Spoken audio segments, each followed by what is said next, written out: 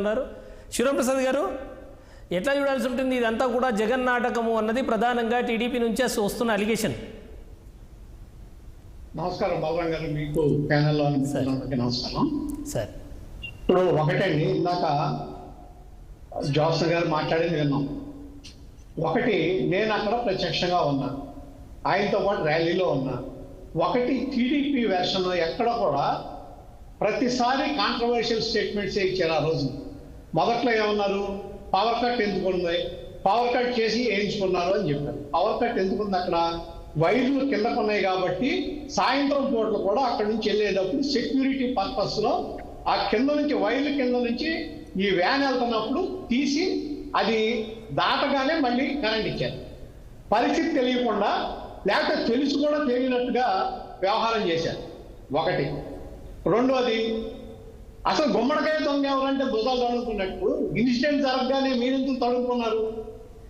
ఏం అవసరం వచ్చిందని వీళ్ళందరూ స్టేట్మెంట్ల మీద స్టేట్మెంట్లు ఇచ్చారు. చంద్రబాబు నాయుడు గారేమో దాని మీద ఎంక్వైరీ చేయండి అని చెప్పి ఈసీకి ఇస్తారు. లోకేష్ గారేమో సోషల్ మీడియాలో ఏదో వ్యంగ్యంగా వ్యాఖ్యానించడం. అంటే ఇక్కడ కూడా రెండు కళ్ళ డ్రామా, రెండు కళ్ళ విధానం. ఏంటిది? ఇన్ని యూటర్న్లు ఏంటి? తర్వాత ఇంకోటి, నేను సూటిగా ప్రశ్నిస్తున్నా మన టీడీపీ జోసన్ గారు ఏమని అడిగారు? ముందు బోండమ్మ గారు ఏమన్నారు? 350 రూపాయలు క్వార్టర్ మందు ఇస్తానని చెప్తే అక్కడ వాళ్ళు వచ్చారు, ఆ 350 రూపాయలు ఇవ్వలేదు, క్వార్టర్ మందు ఇచ్చారు కాబట్టి గడ్డేశాడని చెప్పారు. ఈయనకి ఎలా తెలిసిందని, ఏ విధంగా తెలుసుకున్నాడు ఈయన? ఈయనకి ఏం సంబంధం స్టేట్మెంట్ ఇచ్చాడు? అసలు వేసింది ఎవరో ఈయనకి తెలుసా? ఒకటి. రెండోసారి ఏమన్నారు? మళ్ళీ వాళ్ళు ఏదో దీని కింద అక్కడ అన్నా క్యాంటీన్ తీశారు, అందుకని కోపం వచ్చి వేసాడు అన్నారు. అది చెప్పారు. తర్వాత ఇంకోటి, అక్కడ ఉన్న స్థానికులందరికీ తెలుసు. ఒకటి, బీసీలా, ఇక్కడ ఎస్సీలా, లేకపోతే ఓసీలా, ఇది కాదు. అక్కడ క్రిమినలా కాదా, క్రైమ్ చేశారా చేయలేదా? అక్కడ ముఖ్యమంత్రి స్థాయి లాంటి వ్యక్తిని, ఒక ప్రజాభిమానం గల వ్యక్తిని, ఒక రాష్ట్ర ముఖ్యమంత్రిని, అలాగే ఒక పార్టీ అధ్యక్షుడి మీద గడ్డ వేయాలంటే, ఒక రాయి వేయాలంటే ఎంత ధైర్యం ఉండాలి అతనికి, ఎంత తెగింపు ఉండాలి, ఎవరు ప్రోత్సహించి ఉండాలి? ఆకతాయితనంగా వేయడు కదా. ఆకతాయితనంగా వేసాడని చెప్పి బోండమ్మ గారు అన్నాడు. ఈయనకేంటి దాంట్లో ఇంట్రెస్ట్? ఎందుకు ఇన్ని మాటలు ఎందుకు మార్చాడు? ఈయనకి ఏం అవసరం ఉంది? ఎందుకని ఈయన బొదాలు తడుపుకున్నాడు? అది కావాలి.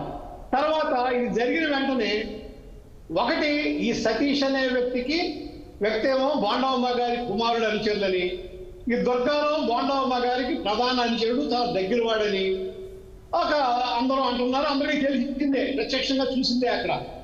అటువంటప్పుడు మీరు ఒకవేళ ఉంటే ఏదో సహకరించండి, అక్కడ దర్యాప్తు సహకరించు, నీ అనుమానాలు ఏమంటావు అని చెప్పాల్సిందే తప్ప ఆయన అన్నదేంటి? బోండమ్మ గారు అన్నమాట ఏంటండి? ఒకవేళ నన్ను కనుక దీంట్లో ఇరికించాలని చూస్తే రేపు జూలై 4 తర్వాత మీ అందరూ అంతుకు వస్తాను, పోలీస్ ఆఫీసర్కి హెచ్చరిక అన్నాడు. ఆయన హెచ్చరించింది ఎవరిని? పోలీస్ ఆఫీసర్ని కాదు, రాష్ట్ర ప్రభుత్వాన్ని కాదు, సాక్షాత్తు ఎలక్షన్ కమిషనర్. ఆయన ఇప్పుడు ఎలక్షన్ కమిషనర్ కనుసన్నలో పనిచేస్తాను. పోలీస్ డిపార్ట్మెంట్ కానీ మొత్తం రాజ్యాంగ వ్యవస్థలన్నీ వాళ్ళ కనుసన్నల్లో, వాళ్ళ అనుమతి ప్రకారం పనిచేస్తాను. ఇటువంటప్పుడు ఆయన హెచ్చరించాడంటే ఎవరిని హెచ్చరించింది? ఈసీని. తక్షణం బోండా ఉమామహేశ్వరరావు గారి మీద ఈసీ సుమోటోగా కేసు పెట్టాలి ఈ విషయంలో.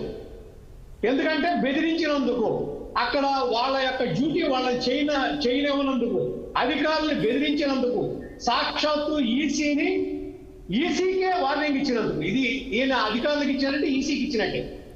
దీనికి ఆయన సమాధానం చెప్పాలి. తర్వాత రెండోది, ముందేమన్నారు? గొలకరాయి అంటారు. గొలకరాయ ఇంకో రాయో మీకు తెలియదు. ఇందాక జోసన్ గారు ఏమంటున్నారు? రాయి పట్టుకున్నారా, పట్టుకోలేరా, రాయిని ఎతకలేరా అన్నారు.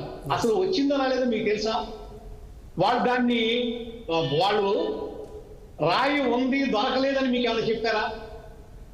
దాన్ని జాగ్రత్తగా వాళ్ళు డిస్గైజ్ లో ఉంచుంటారు చెప్పకుండా.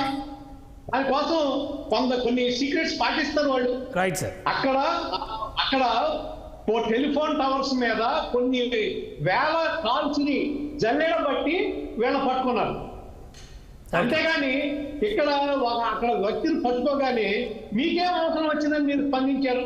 మీకెందుకు మీరు ఇప్పుడు నేనున్నానండి, నేను స్పందించలేదే. విజయవాడలో లక్షల మంది జనం ఉన్నారు, ఎవడో స్పందించలేదే, ఎవరికి ఏం బాధ లేదే. మీరు స్పందించాల్సిన అవసరం ఏమొచ్చింది అంటే మీరు కుట్రలో భాగస్వాములు. ఒకటి చిన్న దెబ్బ పెద్ద దెబ్బ కాదు, అది దూరం నుంచి విసిన్నారు. ఏ రాయో గులకరాయో పలకరాయో మీకు తెలియదు కదా. ఆయనకి తగిలి నుదికి తగిలి అది వెళ్ళి మళ్ళీ పక్కనున్న వెల్లంపల్లి శ్రీనివాసరావు దగ్గర ఆయన కన్ను ఏ విధంగా డ్యామేజ్ అయిందో నేను చూసా.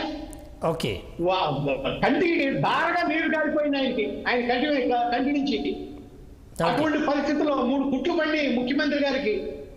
దాన్ని ఏదో ఆషామాషిగా అక్కడ ఒకవేళ గడ్డ వేయించుకున్నారు అనుకోండి, అక్కడే తగలండి ఏముందో, కంటికి తగలొచ్చు, లేకపోతే నవరగంతకు తగలొచ్చు, ప్రమాదం జరగవచ్చు, ప్రాణానికే హాని రావచ్చు.